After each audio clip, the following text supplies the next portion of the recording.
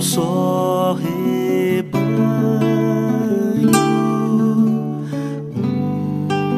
um só pastor,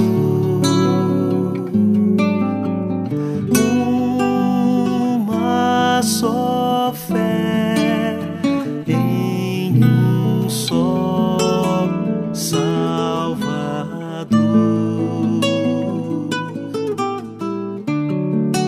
É teu amor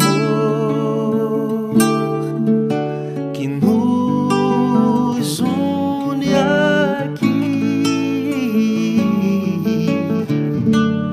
e num só Espírito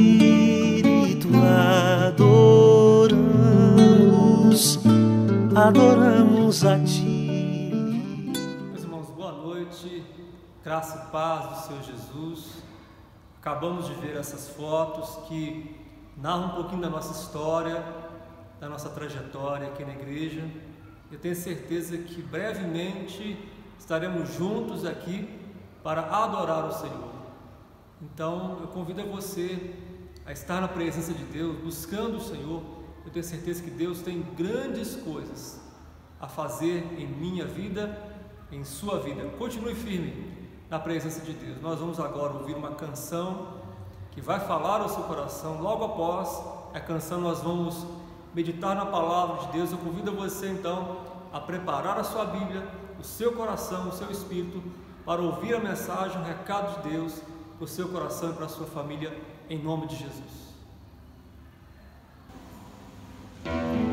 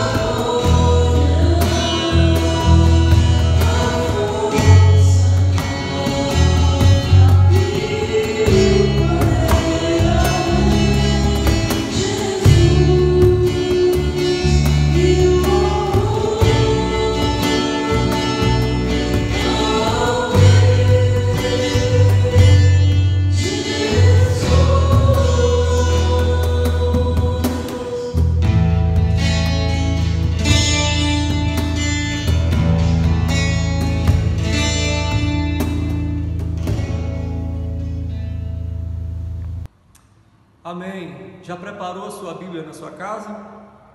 Reúna sua família, junte os filhos e abra sua Bíblia comigo, por favor, em 1 Samuel, no capítulo 30, do versículo 1 ao versículo 6.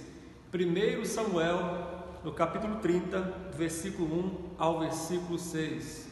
O Deus restaurador, o Deus que restaura nossas vidas, o Deus que restaura nossas casas, o Deus que restaura nossas famílias. 1 Samuel, capítulo 30, versículo 1 ao versículo 6, diz assim: Sucedeu, pois, que chegando Davi e os seus homens ao terceiro dia a Ziclag, já os amalequitas tinham dado com ímpeto contra o sul e Ziclag, e a esta ferido e queimado.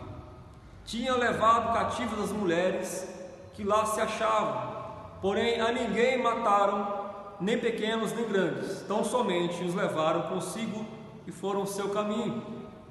Davi e seus homens vieram à cidade, e ela queimada, suas mulheres, seus filhos, suas filhas eram levados cativos. Então Davi e o povo que se achava com ele ergueram a voz e choraram, até não terem mais forças para chorar.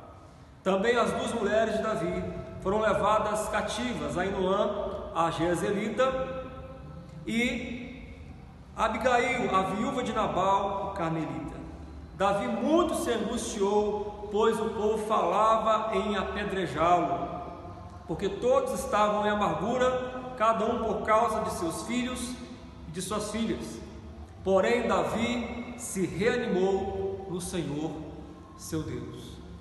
Senhor, fala conosco através da Tua palavra, manifesta o Teu poder e usa as Escrituras, a Bíblia, a palavra do Senhor para tocar em nossos corações, no coração dos Teus filhos nessa noite. Fala conosco, é o que nós pedimos em nome do Senhor Jesus. Amém. Todos nós conhecemos a trajetória ou parte da vida do rei Davi. Sabemos que ele foi um homem que, na sua juventude, matou um gigante. Diz a palavra de Deus que ele derrotou também um urso e um leão.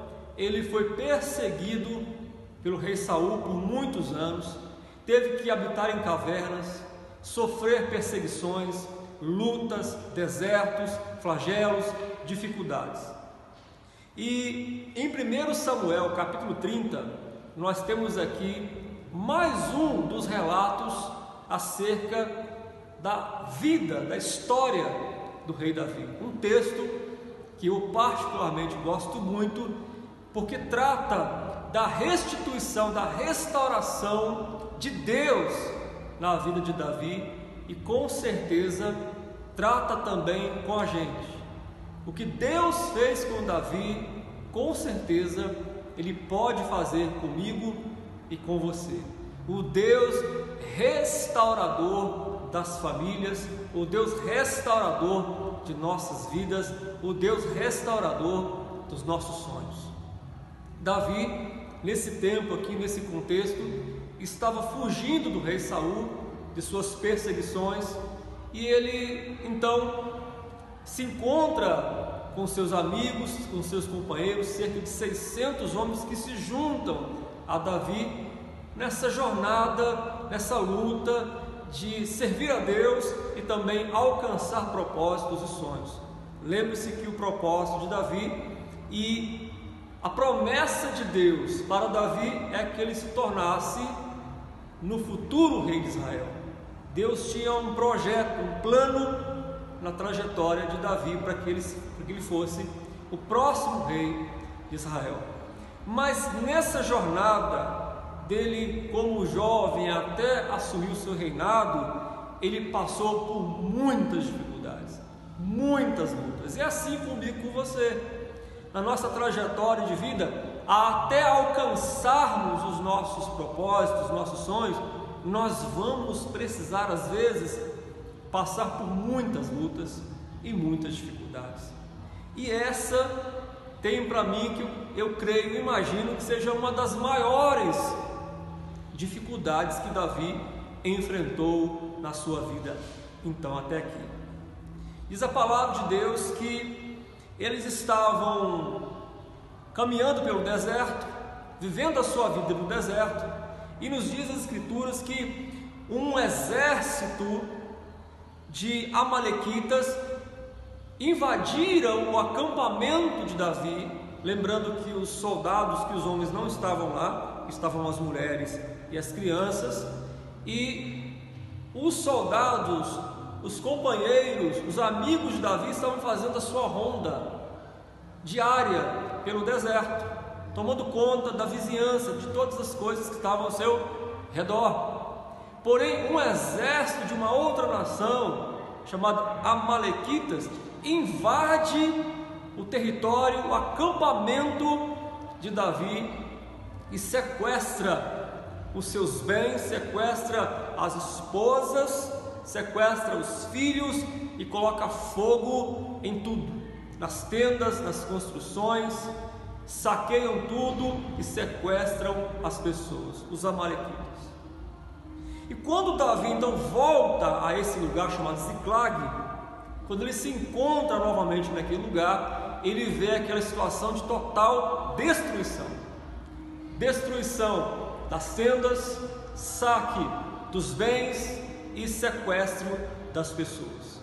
Davi então, ele se angustia e ele chora. Nos diz a palavra de Deus no versículo 4: então Davi e o povo que se achava com ele ergueram a voz e choraram até não terem mais forças para chorar.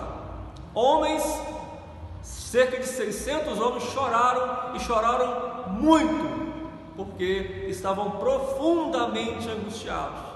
Não tinham alternativas, não tinham formas de resolver essa situação. Uma situação de desespero, de tristeza profunda em suas vidas. O que fazer nesse instante? Quais são as atitudes tomar diante dessas circunstâncias? E é interessante observar que o texto relata para nós, no versículo 6, diz assim: Davi muito se angustiou, pois o povo falava em apedrejá-lo, porque todos estavam em amargura, cada um por causa dos seus filhos, filhas.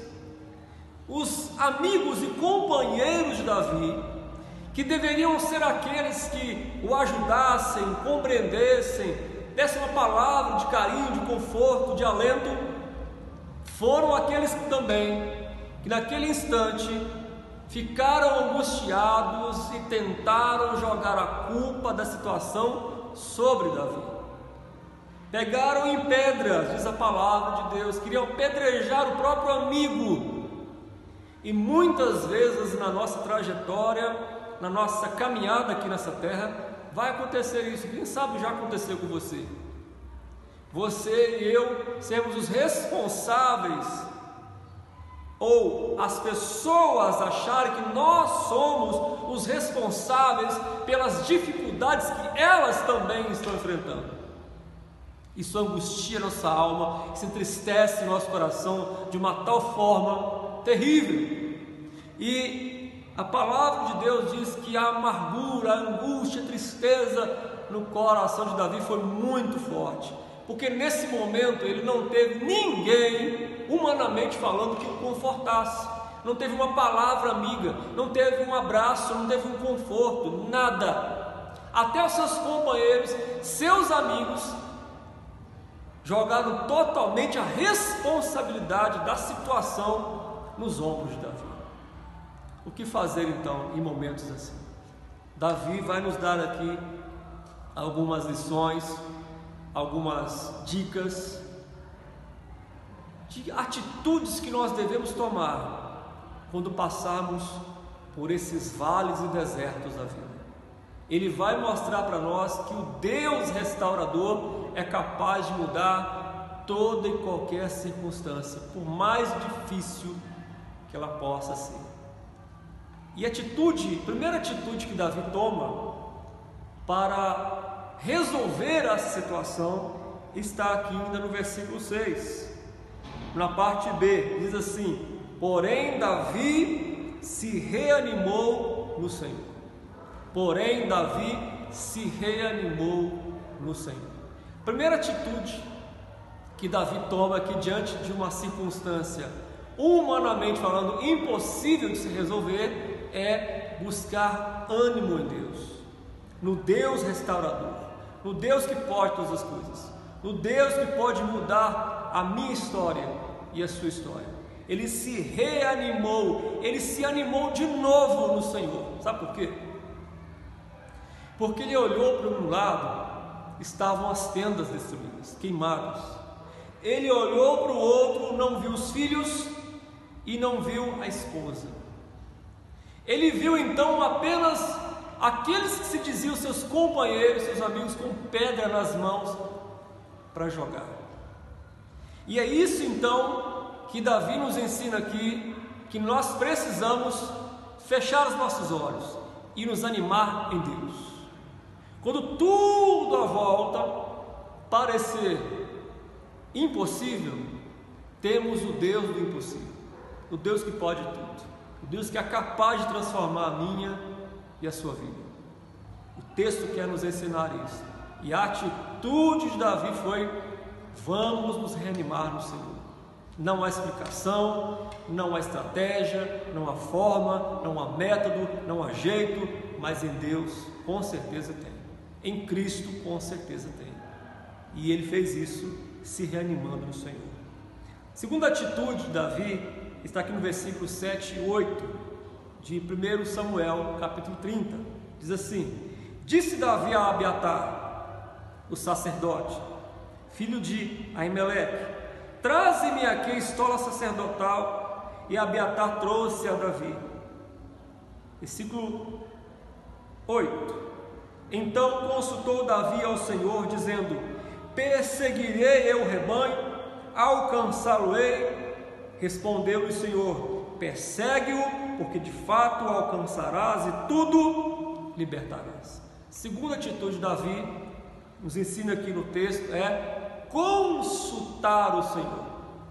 Naquele tempo o sacerdote, ele usava a estola sacerdotal, e essa estola sacerdotal era ali um ponto de referência na orientação de Deus para o povo. Então o sacerdote veio com a sua estola, eles oraram ao Senhor, consultaram ao Senhor. Então Deus revelou, Deus orientou a Davi o que fazer. Então, primeira atitude: reanime-se no Senhor, anime-se de novo no Senhor, busque ânimo em Deus. Quando tudo à sua volta parecer impossível, reanime-se no Senhor. Segundo, consulte a Deus, oração. Davi então não sabia o que fazer. Os amigos haviam ali, de certo modo, abandonado. Não tinha filhos, não tinha esposa. Então ele consultou a Deus, ele buscou a orientação de Deus. Busque a orientação do Senhor, busque em Deus o que fazer. Quando tudo à volta não tiver jeito, busque o Senhor. Na verdade, nós precisamos buscar Deus o tempo todo, né? Não é só no momento de angústia, de tristeza. O nosso coração precisa estar ligado no Senhor o tempo todo. Mas existem aqueles momentos que nós buscamos mais, nós intercedemos mais, nós oramos mais, devido à circunstância. E foi exatamente o que aconteceu com Davi. Terceira atitude de Davi, que ele tomou diante dessa circunstância difícil de sua vida, ele diz: partiu, pois, Davi, ele e os 600 homens que com ele se achavam, e chegaram ao ribeiro de Besor, onde os retardatários ficaram. Então Davi reanimou, consultou. Então, quando ele consulta a Deus, a resposta de Deus a Davi é: vai, pode ir, pode partir. E a terceira atitude de Davi é partir, obedecer. Se Deus mandou fazer, tem que fazer. Davi não ficou titubeando, pensando.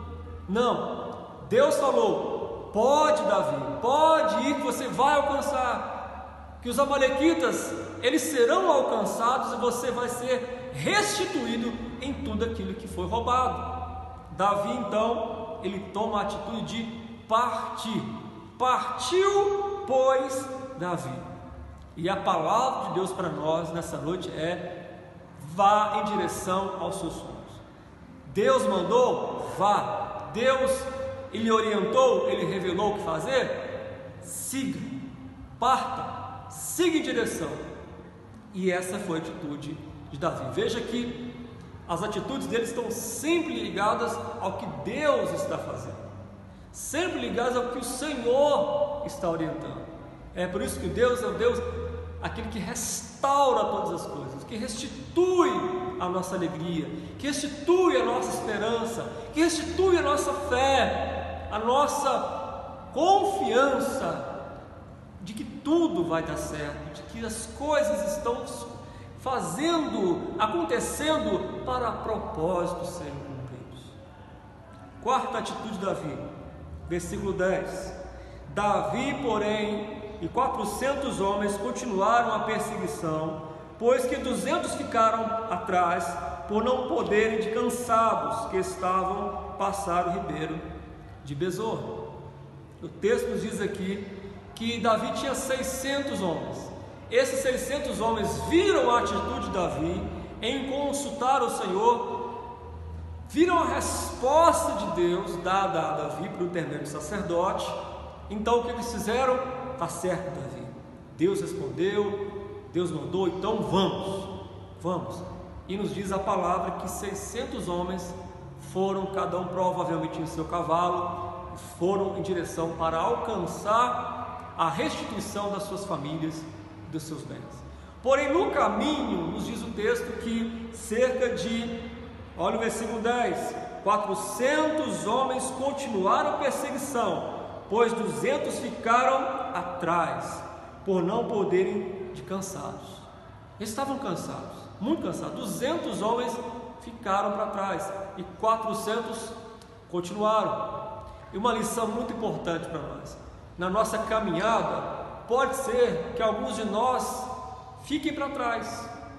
Pode ser que na sua caminhada cristã, espiritual, na busca em obediência e servir ao Senhor, alguns desanimem do Evangelho, alguns desistam de Cristo, alguns não queiram mais saber de um compromisso real com Jesus, fiquem para trás, se cansem, desanimem. Mas você e eu seremos daqueles que não vamos nos cansar. Lógico que o contexto aqui não é um contexto espiritual, no sentido de que os seus amigos desanimaram porque não tiveram fé. Não, eles desanimaram no sentido porque eles estavam cansados fisicamente, muito cansados. E Davi então permitiu que esses 200 ficassem de fato descansando, enquanto os outros 400 foram em frente para alcançar o propósito. Mas eu quero trazer uma aplicação espiritual para a minha e sua vida. Então não seja uma pessoa que vai ficar para trás, seja aquele valente, corajoso, busque forças em Deus para você continuar na sua caminhada com Deus, buscando o Senhor, alcançando os seus propósitos e os seus objetivos. Seja daqueles que vão perseverar e que não vão desistir. Nós temos aqui então a nossa quinta lição. Versículo 11: acharam no campo um homem egípcio e o trouxeram a Davi, deram-lhe pão e comeu, e deram a beber água. Versículo 12: deram-lhe também um pedaço de pasto de figos secos e 2 cachos de pasto, e comeu. Recobrou então o alento, pois havia 3 dias e 3 noites que não comia pão e não bebia água. Versículo 13: então lhe perguntou Davi: de quem és tu, de onde vens? Respondeu o moço egípcio: sou servo de uma amalequita, e meu senhor me deixou aqui porque adoeci há 3 dias. Uma quinta lição aqui para nós: quando nós estamos na nossa caminhada, na nossa luta, buscando os nossos sonhos, nossos objetivos, nós estamos assim com uma energia. Tivemos então a resposta de Deus. Deus falou: vai, você tem que fazer, pode agir, as coisas vão acontecer, pode ir. Aí a gente vai na caminhada, alguns ficam para trás, alguns desanimam, alguns cansam, mas Deus está dizendo: pode ir, não desanime, continue firme. Porém, nos diz o texto que nessa caminhada eles encontraram um homem que estava há 3 dias sem comer e sem beber. Isso aqui nos dá uma lição muito preciosa. Sempre penso o seguinte: existem pessoas que na nossa caminhada nós vamos encontrar que estão em dificuldades piores do que a nossa. O que nós temos que fazer? Parar um pouquinho e ajudar essa pessoa. Parar um pouquinho e ajudar. Eles encontraram um egípcio, um homem que estava 3 dias sem comer e sem beber. E naquela caminhada, naquela luta, naquela perseguição pelos objetivos e propósitos, Davi disse: opa, peraí, tem um homem aqui jogado à beira do caminho e nós precisamos ajudá-lo. Aí o egípcio disse: eu estou há 3 dias e 3 noites sem comer e sem beber. Davi então para tudo, para a sua caminhada, para os seus objetivos, para ajudar aquele que está em situação pior do que a dele. E assim pode acontecer com a gente. Existem pessoas, quem sabe, ao seu redor, que estão enfrentando problemas piores do que o seu, uma situação muito pior do que a sua. Você pode parar para ajudar. E é interessante que quando ele para ajudar esse egípcio, uma coisa sobrenatural acontece. Olha o texto, olha o que o texto diz, versículo 12: deram também um pedaço de pasto de figos, ajudaram, né? Ele comeu, ele ficou forte novamente, e porque ele diz 3 dias e 3 noites sem comer. E o versículo 3 diz assim: então lhe perguntou Davi começa a dialogar com ele: de quem és tu? Ou seja, Davi reconheceu que aquele homem era um escravo, tinha alguma marca que ele já pertencia a alguém. De onde vens? Aí o moço, o egípcio, respondeu: eu sou um egípcio, sou servo de um amalequita, e meu senhor me deixou aqui porque adoeci há 3 dias. Quem foi? Qual o grupo, qual é o povo que invadiu o território de Ziclag para roubar os bens e sequestrar os parentes de Davi? Os amalequitas. Exatamente os amalequitas. Exatamente. Então, se Davi não para ajudar esse cidadão, para ele encontrar o acampamento dos amalequitas seria muito mais difícil.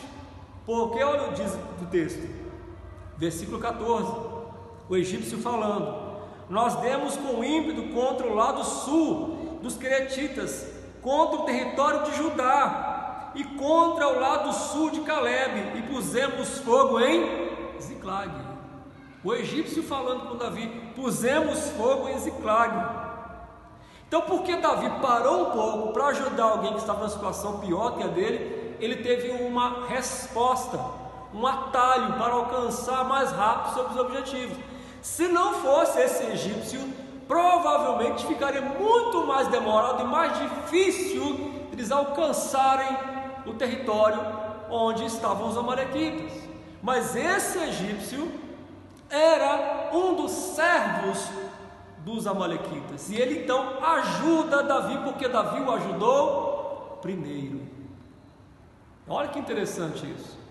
Quando você ajuda alguém que está numa situação pior do que a sua, coisas maiores podem acontecer.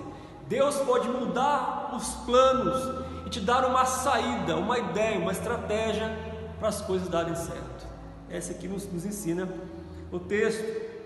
Versículo 15 diz assim: disse-lhe Davi: poderias descendo guiar-me a esse bando? Davi perguntando ao egípcio.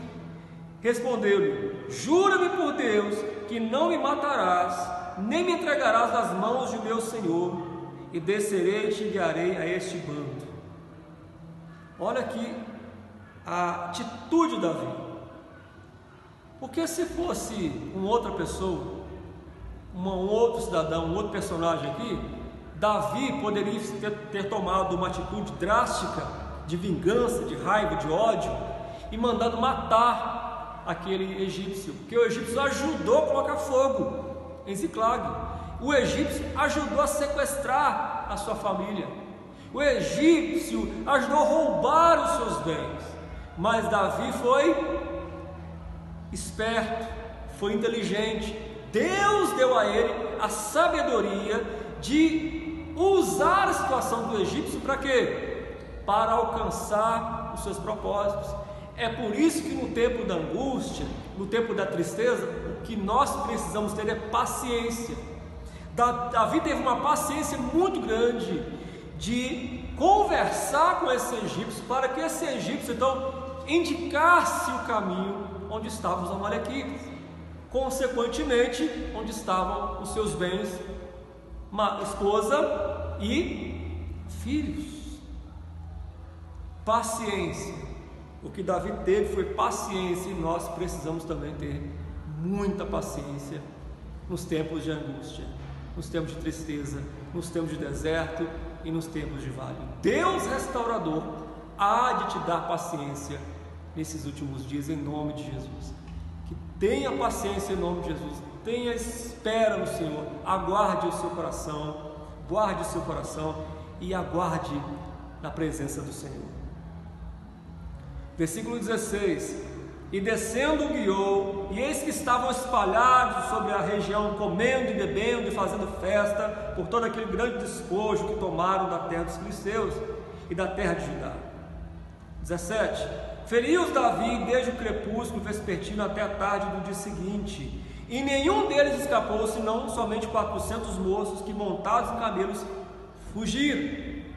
Então Davi chegou lá, viu lá o acampamento dos amalequitas com seus bens, as esposas, os filhos, fazendo festa, despreparados, e Davi então com seus 400 homens invade aquele território e faz com que os seus bens, esposas, filhos fossem mais uma vez restituídos. Deus restituiu, Deus restaurou a sorte, a vida, a família, a trajetória, a história de Davi. Algo que começou triste, agora começa a ter uma nova história, uma nova forma, uma nova fonte de alegria na vida de Davi. Versículo 18: Assim Davi salvou tudo quanto haviam tomado os amalequitas, também salvou as suas 2 mulheres, não lhes faltou coisa alguma, nem pequena nem grande, nem os filhos, nem as filhas, nem o despojo, nada do que lhes haviam tomado, tudo Davi tornou a trazer. 20: Então também tomou Davi todas as ovelhas e o gado, e o levaram diante de Davi, e diziam: Este é o despojo de Davi. Olha como é que a história muda, olha como é que o contexto ele sofre alteração, porque Davi confiou no Senhor. Aqueles amigos, aqueles companheiros de Davi, por causa da angústia, estavam com pedras nas mãos, ameaçando jogar em Davi, são os mesmos que agora estão dizendo: esse é o despojo de Davi, a vitória do Senhor, o despojo é de Davi, a conquista de Davi. Ou seja, Deus restaurou tudo, restituiu tudo o que Davi havia perdido. Por quê? Porque ele se reanimou no Senhor, porque ele consultou ao Senhor, porque ele partiu em obediência à voz do Senhor, porque ele teve paciência e soube ajudar alguém num momento de dificuldade pior do que a dele. Ele ouviu essa pessoa e teve tranquilidade de tratar com os assuntos, para que no momento certo Deus desse a ele e restituísse tudo o que havia sido roubado. Deus faz isso com a gente, irmãos. Deus é o Deus da restituição. E sabe o que ele fez por nós? Ele morreu na cruz por nós. Cristo Jesus já pagou o preço. Tudo que era perdido já foi nos dado na cruz. Jesus Cristo já restaurou a nossa vida. Jesus Cristo já pagou o preço em nosso lugar. Nós somos devedores de Cristo, não do mundo. Nós não devemos mais nada a ninguém a não ser o amor de que Cristo nos amou, e agora nós precisamos retribuir o amor que Ele nos deu amando as pessoas. Jesus Cristo já restituiu, já nos deu a salvação, a vida eterna, a glória eterna. Então, se você está passando por alguma luta, achando que foi saqueado ou roubado, em nome de Jesus, Cristo Jesus já pagou, já restituiu tudo a você. Confie no Senhor, de que todas as coisas têm propósitos, de que todas as coisas têm objetivos. Nada acontece sem propósitos de Deus. Nós precisamos então confiar nessa esperança, nessa promessa de que Deus já fez por nós. E Cristo Jesus na cruz já pagou o alto preço por mim e por você. Se você receber Jesus como Salvador, se você abrir o seu coração a Cristo Jesus e o recebeu como único e suficiente Senhor e Salvador, creia que Ele já restituiu tudo a você. Você é amado de Deus, você é querido do Senhor. Jesus ama você profundamente, porque Ele prova o amor para com você, restituindo todas as coisas na cruz para mim e para você. Enquanto estivermos aqui, nós vamos passar pelos vales, pelas lutas, pelas dificuldades. Lições vão ser necessárias a serem aprendidas. Algumas coisas difíceis vão acontecer, mas saiba que a história já foi contada, o final já foi escrito, é vitória para a glória de Deus. Então se apegue a Cristo Jesus, entregue seu coração para Ele, viva para Cristo. Eu tenho certeza que no mais tudo Ele fará por mim, por você, pela sua família, em nome do Senhor Jesus. Vamos orar? Senhor amado, nós te agradecemos pela Tua palavra, e que o Senhor nesse momento nos ensine a cada dia mais a nos reanimar no Senhor, a consultar ao Senhor, a partir, a obedecer, a agir quando o Senhor nos ensinar, quando o Senhor nos orientar. Ó Deus, permita que na caminhada, quando alguns ficarem para trás, que o Senhor não permita que fiquemos para trás, mas que continuemos firmes em obediência ao Senhor. Ó Deus, nos ensine a ajudar pessoas que estão vivendo uma situação pior do que a nossa, e nos dê paciência nos momentos de aflição, para alcançarmos a vitória. Restaura a nossa sorte, Senhor, restaura a nossa vida, restaura, Senhor, o nosso coração, restaura a nossa família, nos dê paz, alegria, serenidade, compreensão, compaixão, amor. Ó Deus, paciência. Assim clamamos e pedimos, em nome do Senhor Jesus. Queridos, e que a graça e a paz do nosso Senhor e Salvador Jesus Cristo, o amor de Deus, nosso eterno Pai, as ternas e doces consolações do Espírito Santo de Deus, sejam sobre vós, meus irmãos, e sobre todo o povo de Deus, espalhados pela face da terra, desde agora e para sempre, em nome do Pai, do Filho e do Espírito Santo de Deus. Amém. Que Deus te abençoe, em nome de Jesus.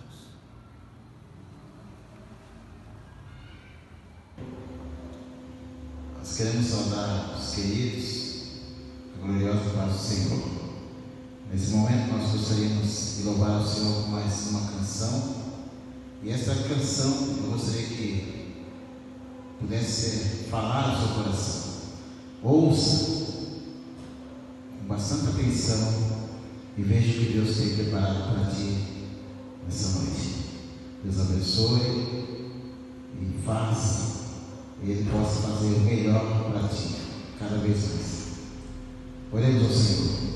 Pai, nós te louvamos mais uma vez por tudo que tens feito para conosco, Senhor, pela tua palavra pregada, Senhor, pelos hinos cantados, ó Pai, pelos momentos que a igreja tem passado e reunido, Senhor.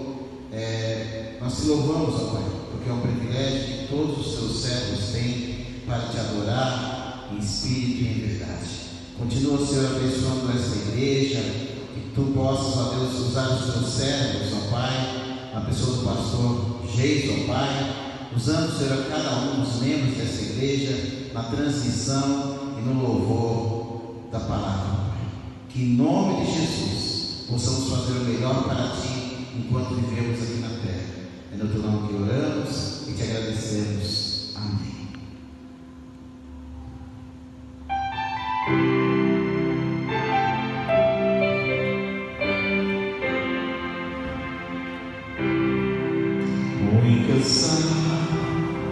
Estou, mas procuro o Senhor em a voz que eu almejo ouvir na gloriosa manhã ou a noite ao dormir. Haverá paz no vale para mim. Haverá paz no vale pra mim, eu sei. Haverá paz no vale pra mim, Senhor, eu sei. Nem a sombra da noite ali verei. Haverá paz no vale pra mim. Quando o sol surgir no horizonte além e mostrar todo